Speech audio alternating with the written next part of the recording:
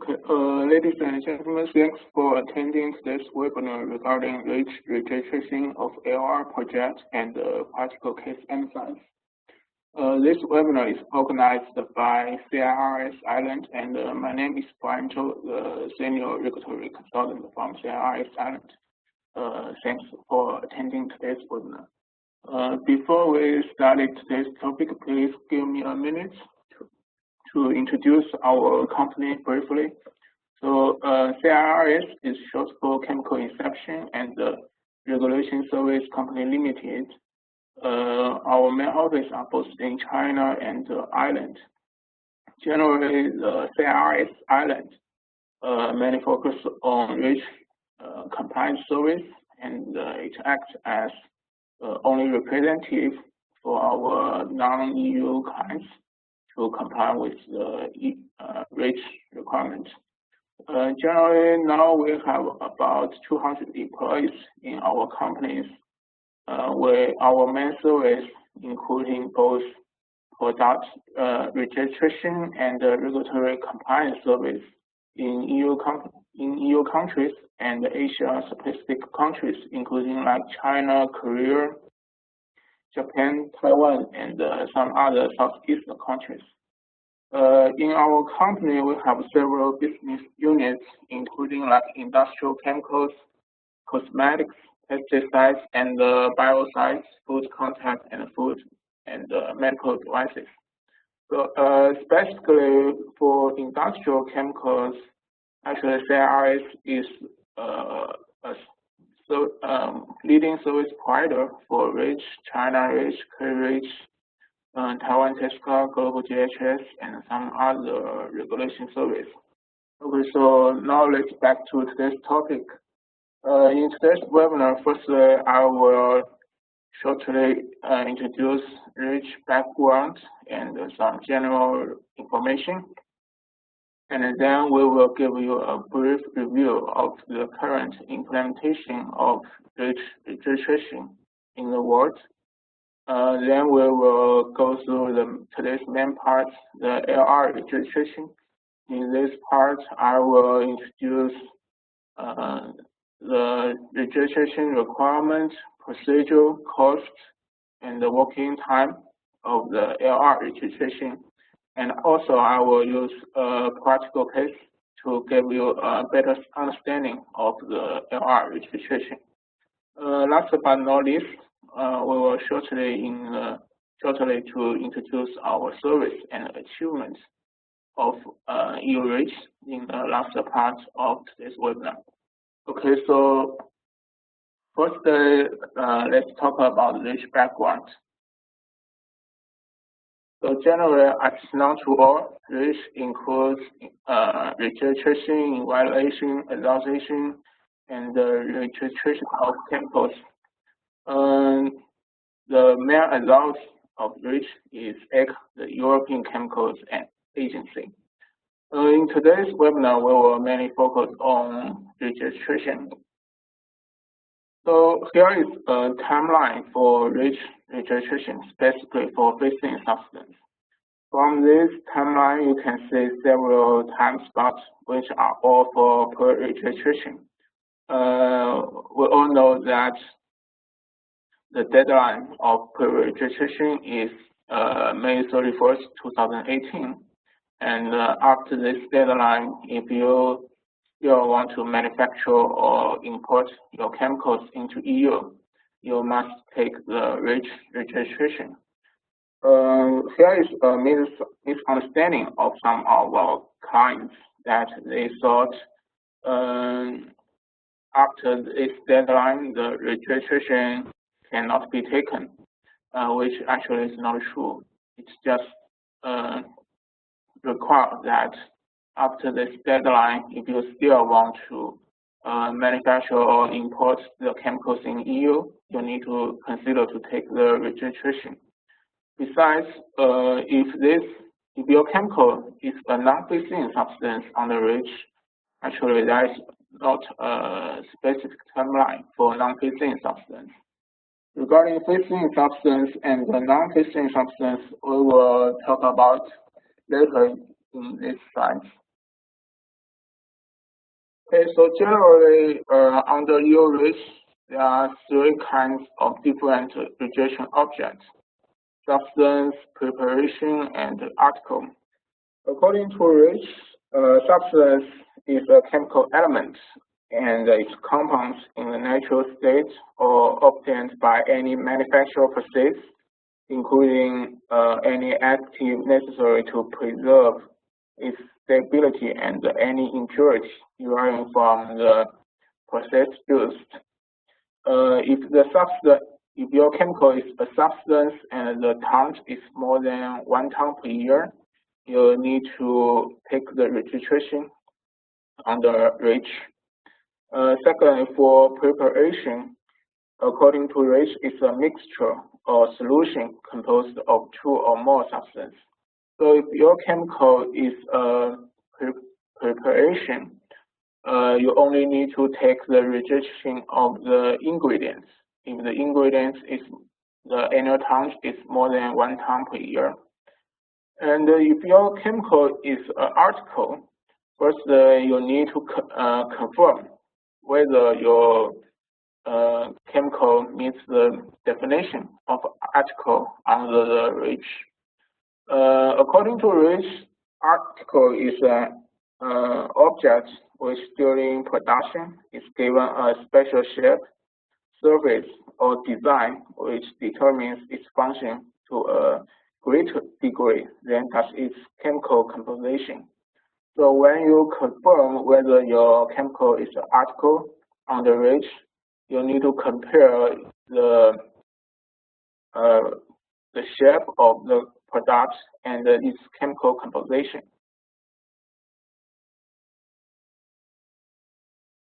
Okay, so as I just mentioned, there are 2 kinds of substance in REACH: phase-in substance and non-phase-in substance. Regarding phase-in substance, it's very similar with existing substance, but actually the definition is a little different in REACH. Generally, the most simple way to confirm whether a chemical is a phase-in substance is you can check the EC number of this chemical. So if this chemical's EC number starts with 2, 3, or 5, we can regard it as a phase-in substance. And besides, if a substance which are manufactured or imported into EU at least 15 years before reach into force, and the manufacturer or importer can provide such evidence to prove this situation, we can also confirm that this chemical is a phase-in substance in REACH.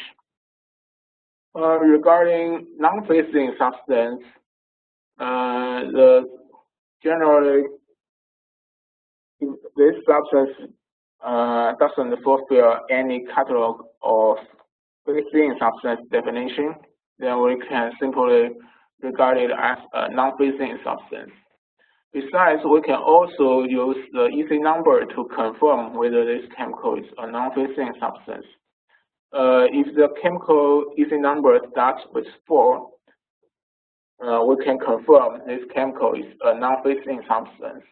If the chemical's EC number starts with 6 or 9, there is a high possibility that this chemical is also a non-phase-in substance, but we still need to go to some database or safe to confirm this situation.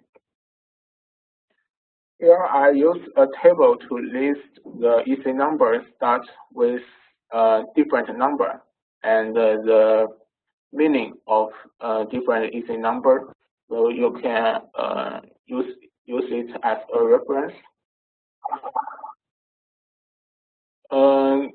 Before we start to take the registration, I think one important part is we need to confirm whether this chemical is required to take the registration, because there are several exemption conditions are listed in REACH.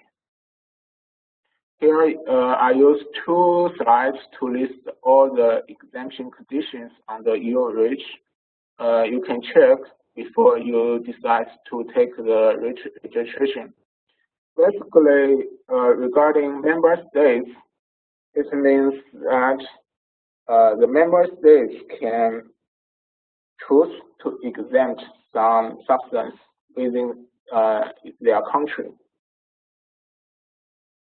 Regarding registered substance, it actually talk about supply chain. So if a substance which has been already registered and it's exported from EU and then imported into EU by another company in a supply chain, during the business activities, there is no chemical reaction involved. So this chemical is exempted to take registration. Regarding cosmetics and the polymers, actually they are very similar. Regarding cosmetics, the cosmetics itself is not required to take the registration. However, if any ingredients of the cosmetics, when its tonnage is more than 1 ton per year, the registration is required. Regarding polymers, the polymer itself is not required to take registration. But if any monomer of this polymer, when the annual tonnage is more than 1 ton per year, the registration is required. The substance in Annex 4 is talk about some substance that have no harm to the human or environment, for example, like water, nitrogen, and some other no harm substance.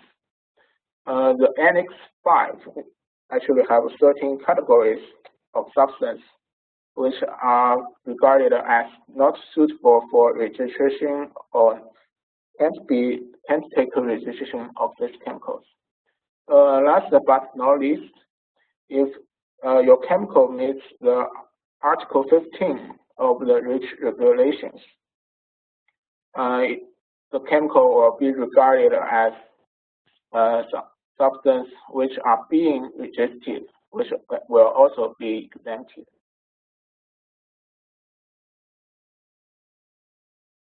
Okay, then let's talk about the registration body. Generally, it can split into 2 parts, the EU companies and the non-EU companies.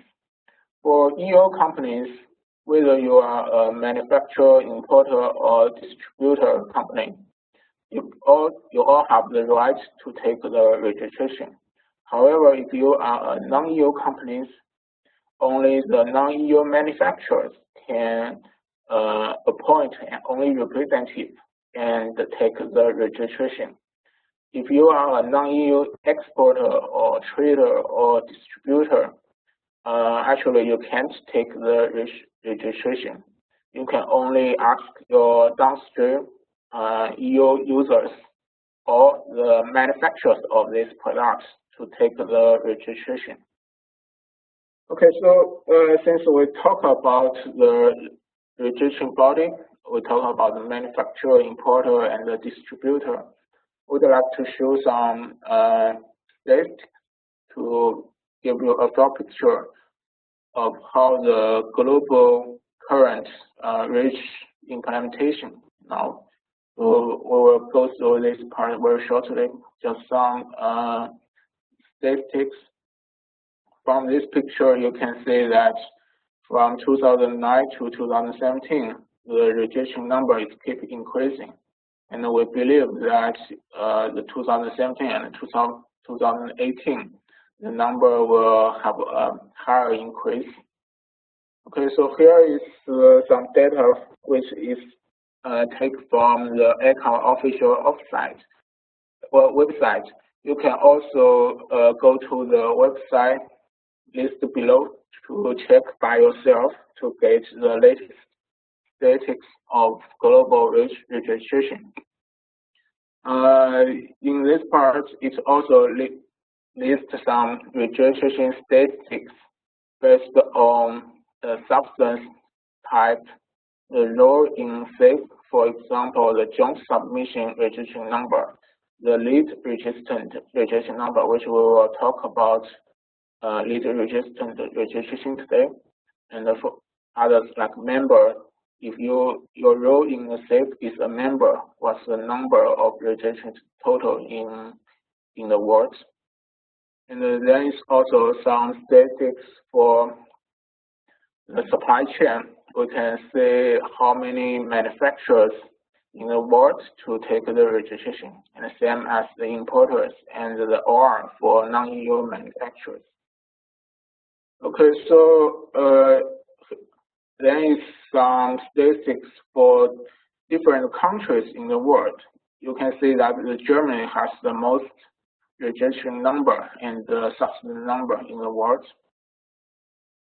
Okay, so here we just talk about some statistics of general registration in the world. I think some companies are more concerned about what's the registration status of their own chemicals.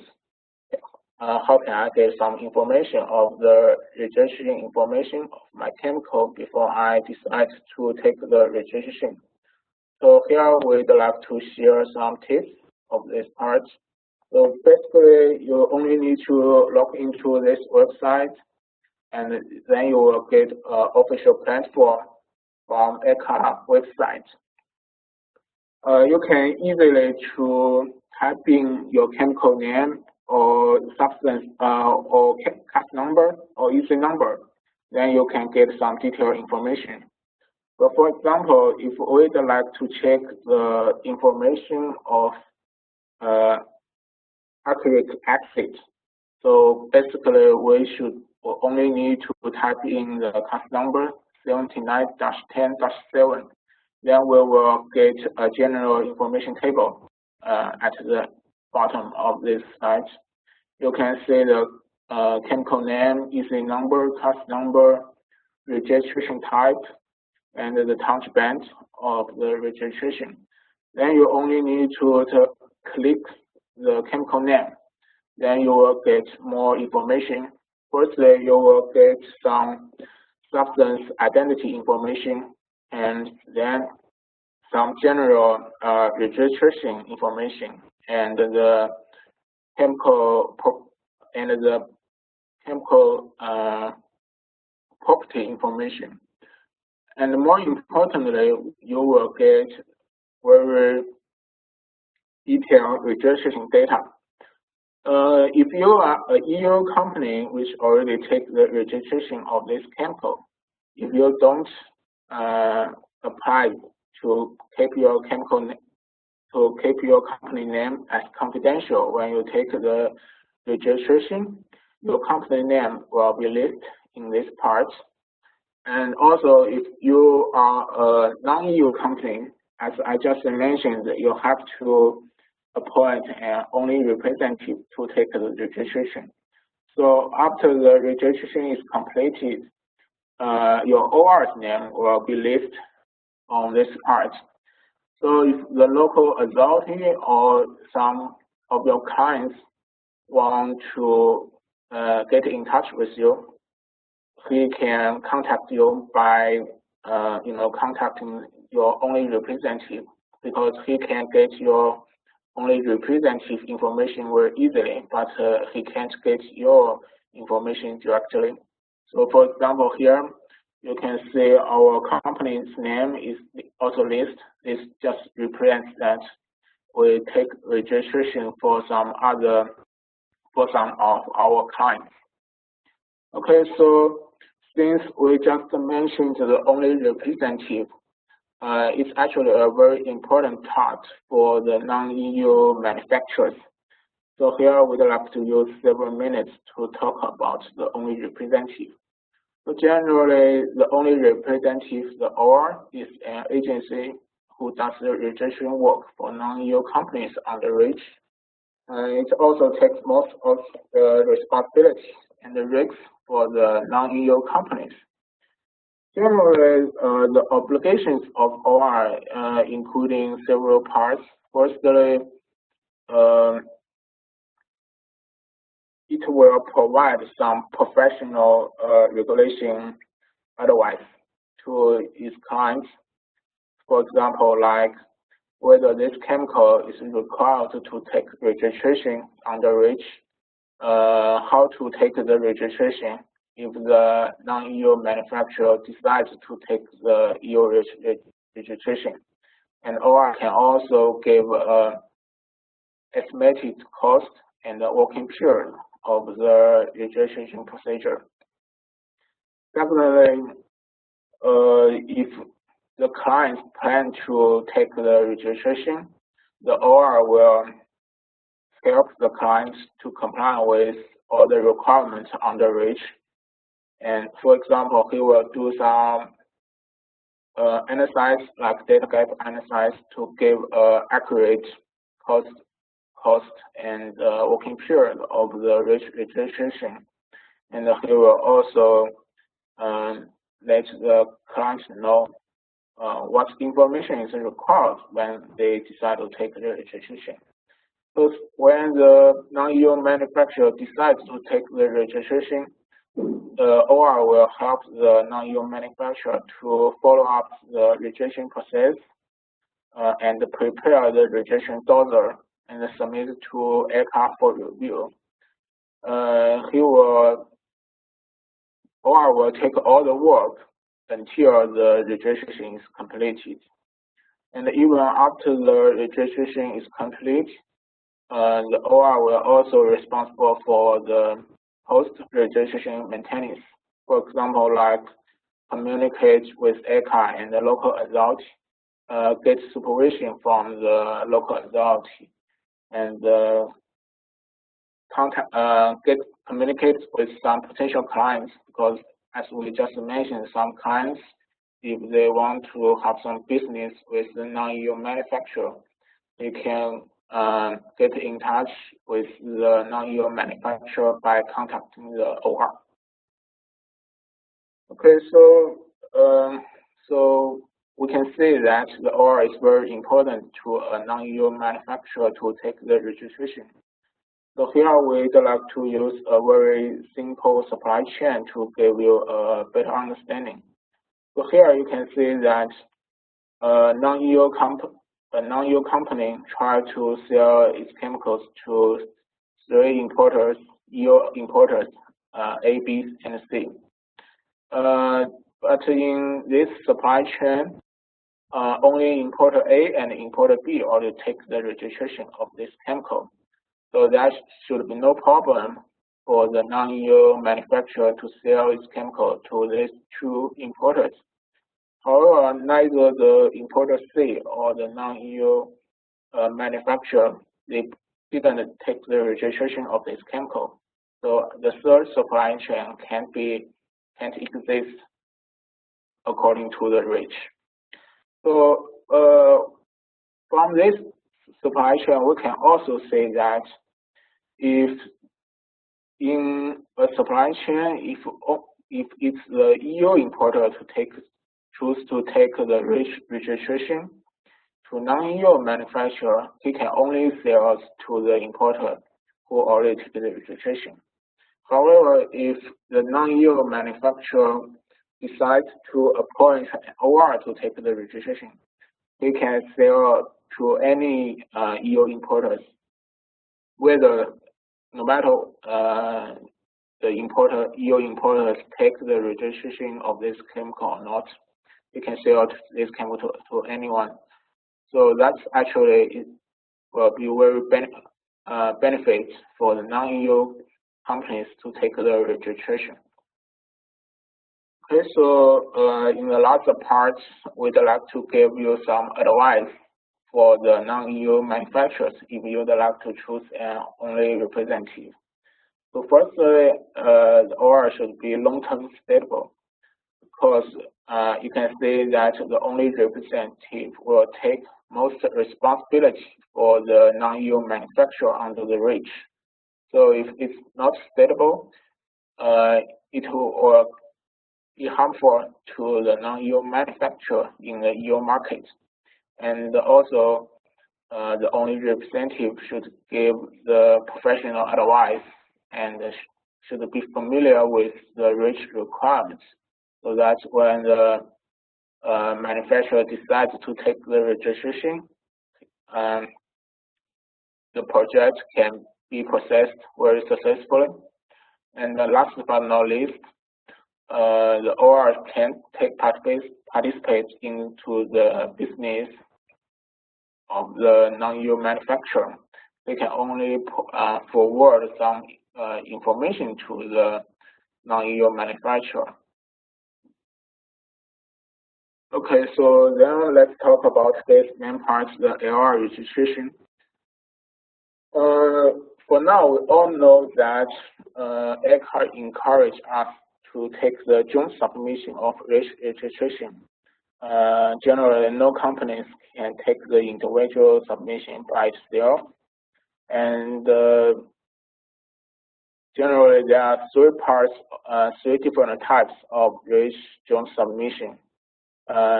For example, if the LOI exists, the company can take the registration by purchasing LOA from the LR. However, if the LR doesn't exist, the company may consider to act as the LR and take the registration. However, if a company believes that the joint submission will be much more expensive than to take the registration by itself, or he don't want to disclose any business secret information with LR when taking the registration, he can actually has another choice, which is called the opt-out. It's a available method for this kind of companies to take the registration by itself.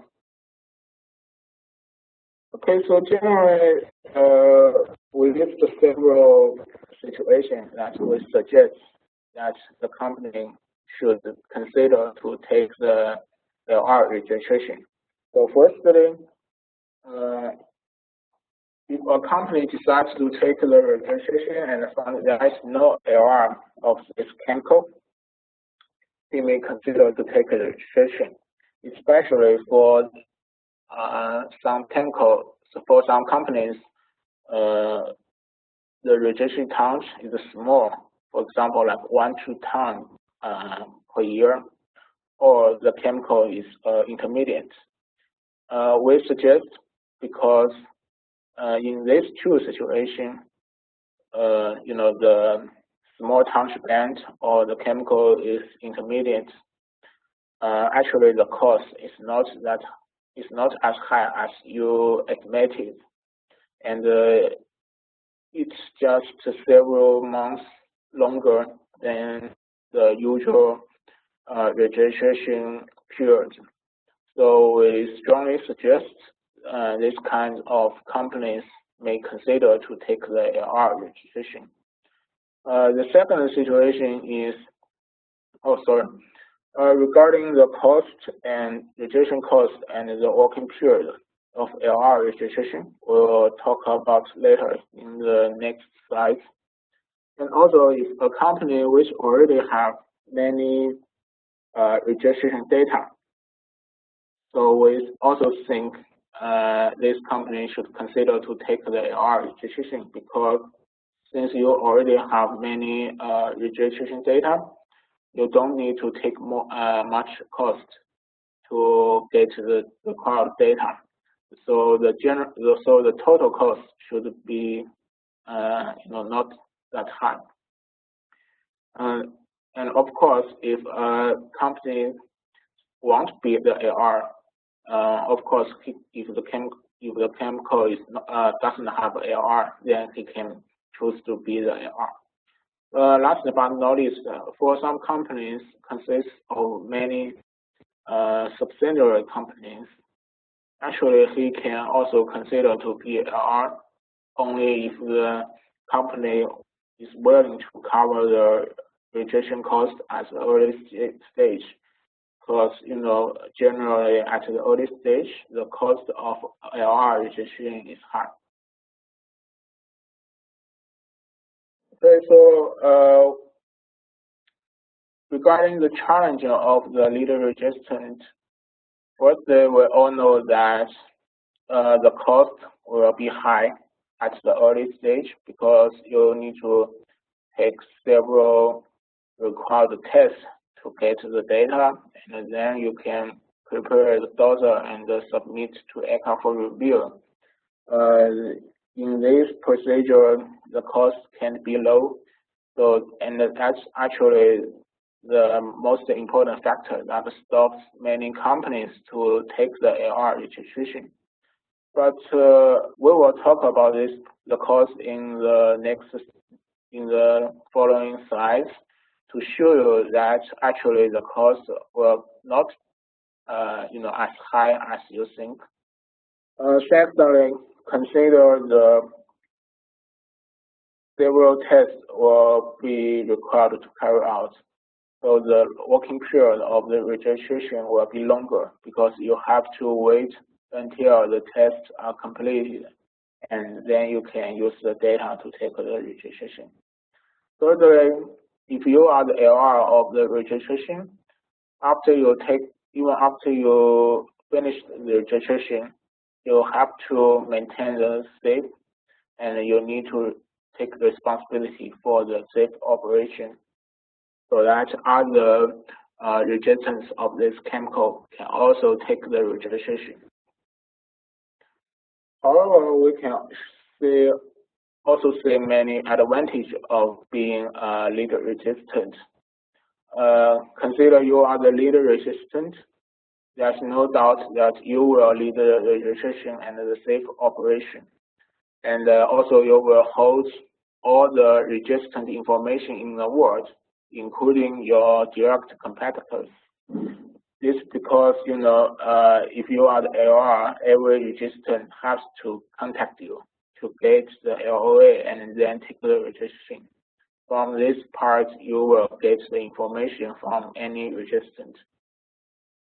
And also, consider you are the AR, there's no doubt that you will add your influence in this chemical industry. And besides, after you finish the AR registration, you need to determine the LOA price and the cost share mechanism. Then you can start to sell the LOA to other companies, to other resistants. You can get the reimbursement from selling LOA to other resistants. So from now, we can say that although you will have a very high cost at the early stage, but in the following several years, you may get some profits from selling the LOA to other resistants. So from a long-term review, you should get much more benefits from take the AR registration. Okay, so here I would like to talk about the general procedure of AR registration. So firstly, you need to confirm whether the AR is available before you take the registration. Then you need to go to the safe to take some behaviors. For example, like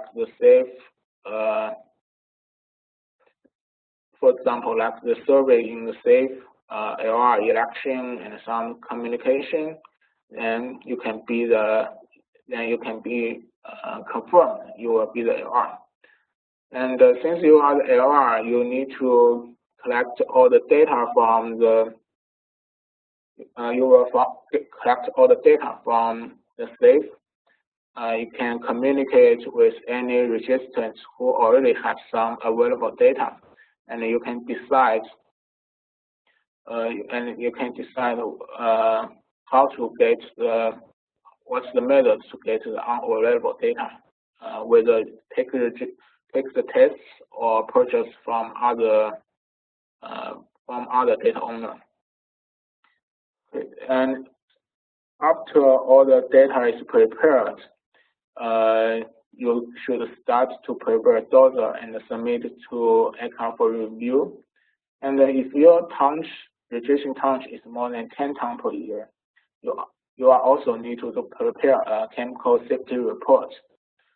Okay, so after the ECHA confirm the registration is completed, you also need to do the financial management. For example, like determine the LOA, the cost share mechanism, and some other costs. Okay, so then we can go through this part in details. Before we take the registration, you need to confirm the LR is not available. So generally, we can go to the ECHA database, or we can communicate with SAFE or the consortium to get such information and confirm whether the LR is available. So if the LR is not, if the LR is confirmed that it's not available, we should start the survey in the SAFE and to show our interest to be a LR. Then we can hold an election of LR and notify to ECHA that we want to be the LR of this chemical. After we elected to be the LR, we will start to collect the data in the SAFE, because some registrants may have some available data, and we can use this part to take the registration. And we also need to make a SAFE agreement and the data share mechanism before we take the registration. And actually, this is for the management of SAFE. And of course, we should also, keep communication with other SAFE members. Regarding the data collection, firstly, as I just mentioned, we can talk with the member in the SAFE to get the available data. And after that, we can process a data gap analysis to see what the data is required and what data is not available. Then we can decide how to get this unavailable data, whether it's from taking the test or use some non-test methods, for example, like the QSAR or read course, or purchasing some literature from some owner. After we get all the data, then we can, we should manage all the data and start to prepare the registration dossier. Here we list some important parts which are very important and required information to take the registration and prepare the dossier. And also, if you need to prepare a CSR, you need to collect the usage and exposure information from downstream users and to take some hazard assessment. Besides, you need to develop some exposure scenarios so that you can prepare a full CSR report. Last but not least, regarding the financial management, it's about determining the LOA price and distribution mechanism and how to sell it in the SAFE, and also if some member registrants need the assistance of paying the admin fee and some test fee, the LR should also provide some help. Okay, so here we just talk about the registration procedure, and then we'll like to talk about registration cost and the working period. From this table, we list some estimated cost and period, but please be noted that it's only based on no data situation. Generally, we prefer to use some non-test method like read course and QSAR, and we will use the exemption condition based on REACH regulation, so that generally the cost should be lower than we listed here. Okay, so here is a picture can show you that different parts of the registration cost, which includes like data fee, administration fee, service fee, CSR fee, and some other fees. Generally, the most parts are data fee, and if the tonnage is high, the administration fee is also high. So here we'd like to talk about these two parts because sometimes the data fee and the administration fee can be reduced based on your enterprise type or the chemical property. Okay, so first is the administration fee. From this table, you can see that if your company is a medium size or small size or micro size, the administration fee is highly reduced.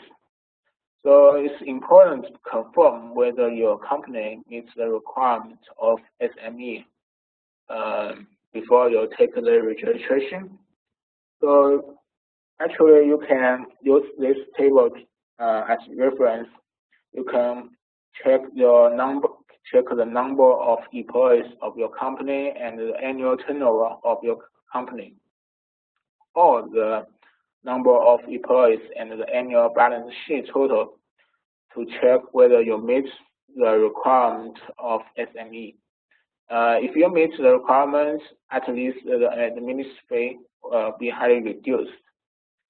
Besides, please be note that when you calculate the annual turnover and the annual balance sheet total of your companies, you also need to check which type of your enterprise belongs to under EORIS.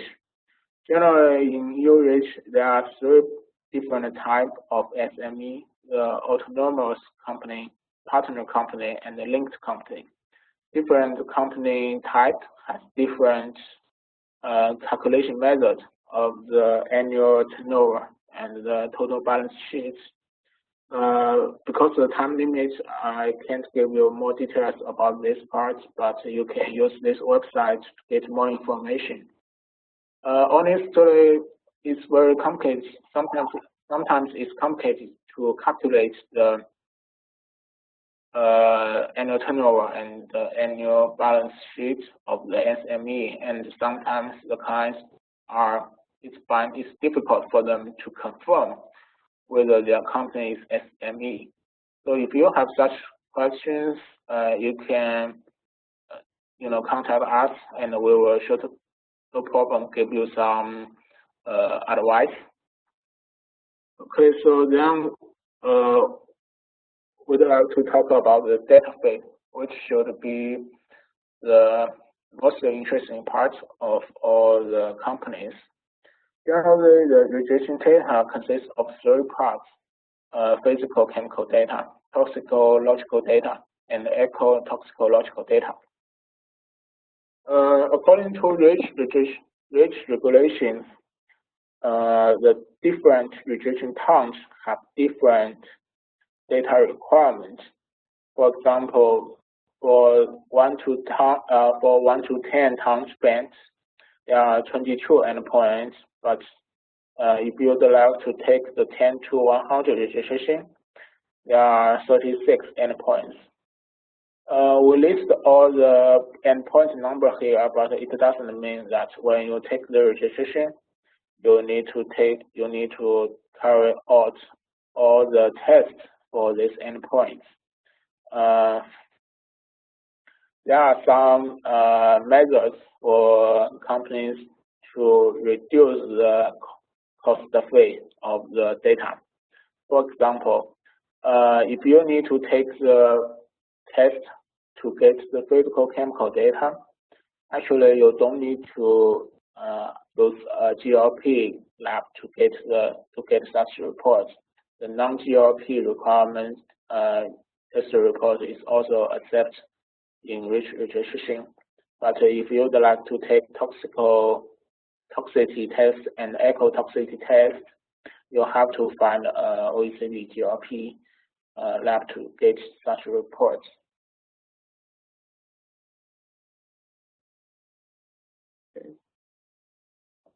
Generally, regarding the data we have three sources.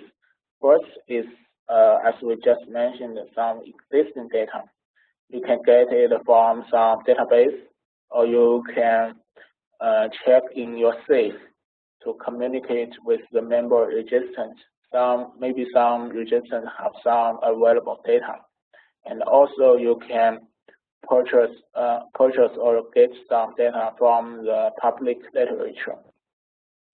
So if the data is confirmed that it's not existing, our priority is to check whether the data can be get from the non-test methods, because generally non-test method is much cheaper and less time consuming compared to the test. We can use like QSAR root cause and some statement of expert assessment to get such data. However, if the existing data is not available and we can't use the non-test methods, we have to carry out such tests by appointing the laboratory to process such tests. One key point is, before you use this data to take the registration, you need to check whether this data are available and reliable to use to take the registration.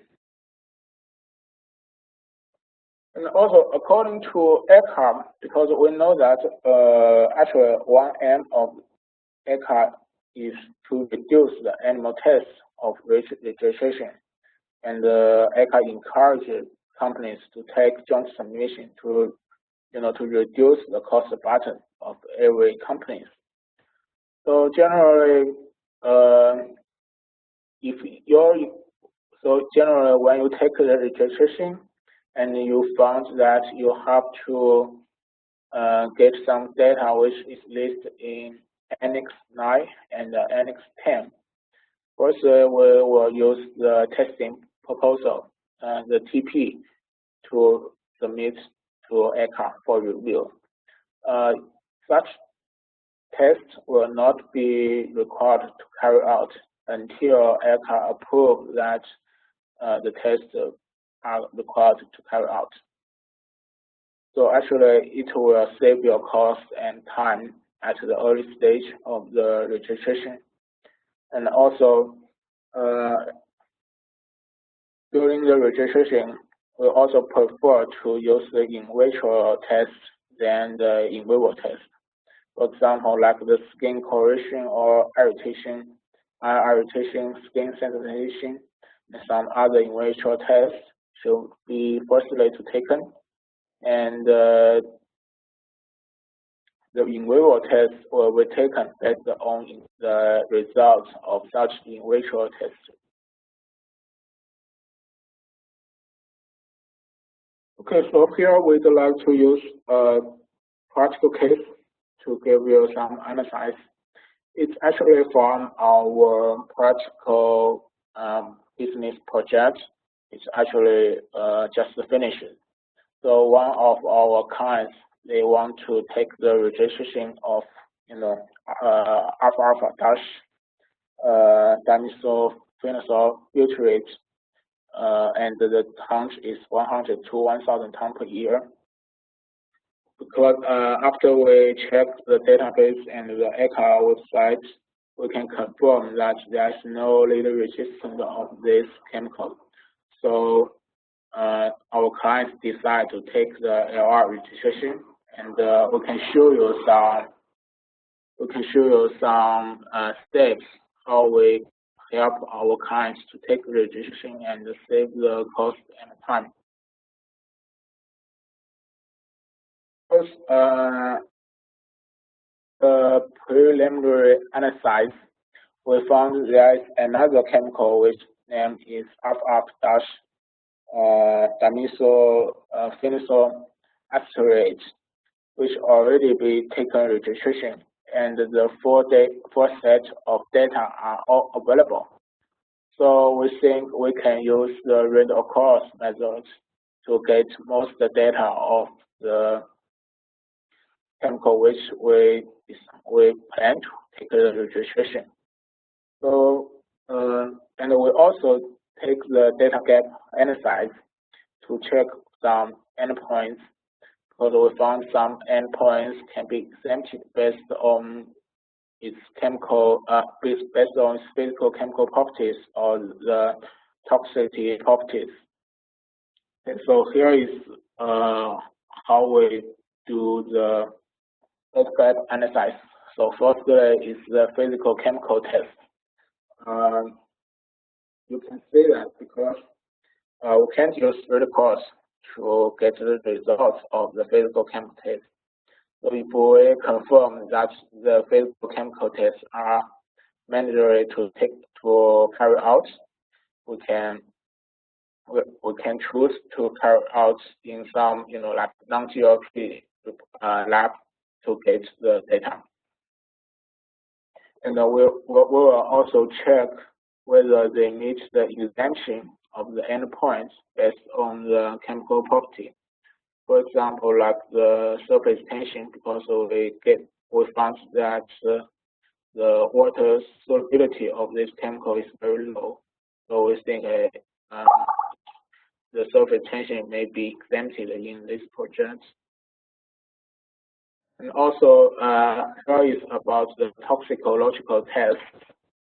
You can see that in this part, we first we get all the available data, and then we compare, we make assessment of all the data, and then we check whether the endpoints can be exempted based on the regulations. Specifically, for example, like the number 33 and the 34, actually they are from the Annex 9. So as I just mentioned, firstly we can use the testing proposal to replace the real tester report to submit to ECHA for review. And also, for example, like the 2-generation reproductive toxicity study. Because we found that the toxicity of this chemical is recursive, so we believe that these parts can be exempted. There is ecotoxical tests. For example, we found that because we found the data of value of aquatic toxicity, LC50, which is very high. So we think that all the long-term aquatic toxicity tests can be exempted. And besides, we found that the readily biodegradability is available for this chemical. So we believe some other, all other ecotoxicity tests can be exempted. So, so in summary, you can say that in this part, although for 100 to 1,000 tons band registration, there are 54 endpoints, but after the data gap analysis and we use the read across method, we only need to carry out 8 tests, which are all physical chemical tests. So the cost will be highly reduced and the working period will be saved. In this project, if we make a comparison, that we found that the method, if we take all the tests, we'll spend more than 1.2 million euros in this project. But since we use the read across and QSAR, such money will be saved. And also because we only process several physical chemical tests and there's no toxicity or ecotoxicity tests are required to carry out, we save about 6 to 10 months period of this project. And last but not least, for this project, after we take the registration, We also help the clients to determine the LOA cost. Generally, the LOA cost will the determination of LOA cost will based on the registrant number and the registration times. You can see that when we calculate the LOA, we will include like data fee or the test fee, the administration fee, the dorsal fee, CSR fee, and also the management fee and some other fees.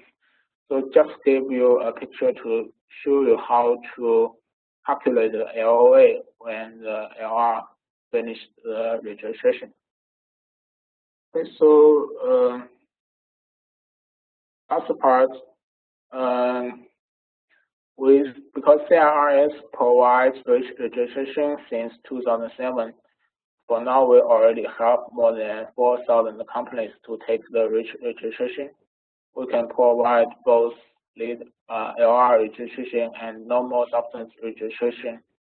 For now, we already complete more than 8 LR registration for the global clients.